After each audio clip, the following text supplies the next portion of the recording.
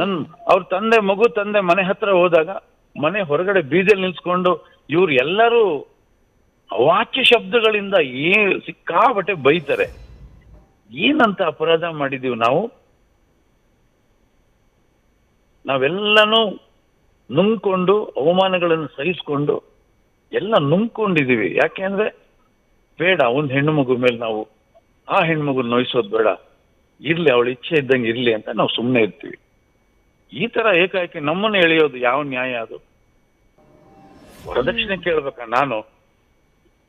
ಅಷ್ಟು ಅದ್ದೂರಿಯಾಗಿ ಖರ್ಚು ಮಾಡಿ ನಾನು ಮದುವೆ ಮಾಡಿದ್ದೀನಿ, ವರದಕ್ಷಿಣೆ ಕೇಳ್ಬೇಕಾ ನಾನು? ಅಲ್ಲ, ಅವ್ರು ಹೇಳ್ತಾರೆ ಮದುವೆ ಖರ್ಚಿನ ಹಣವನ್ನ ನಾವೇ ಕೊಟ್ವಿ, ನಮ್ ತಂದೆ ಕೊಟ್ರು ಅಂತ ಉಲ್ಲೇಖ ಮಾಡಿದ್ದಾರೆ ಸರ್ ಕಂಪ್ಲೇಂಟ್ ನಲ್ಲಿ. ತಂದೆ ನಂಬರ್ ಕೊಡ್ತೀನಿ, ತಂದೆ ಹತ್ರ ಮಾತಾಡಿ, ತಂದೆ ಬಾಯಿಂದ ಬರ್ಲಿ ಈ ಮಾತು ನೋಡೋಣ.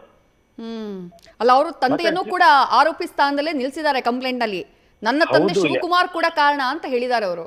ಹೌದೌದು, ಯಾರು ಮಗಳು ಬಾಳ್ಲಿ, ಆ ಹುಡುಗಿ ಚೆನ್ನಾಗಿ ಇರ್ಲಿ, ಒಳ್ಳೆ ರೀತಿಯಲ್ಲಿ ಸಂಸಾರ ಮಾಡ್ಲಿ ಅಂತ ಯಾರ್ಯಾರು ಬಯಸ್ತಾರೆ ಅವರೆಲ್ಲರೂ ಕೆಟ್ಟವ್ರೆ.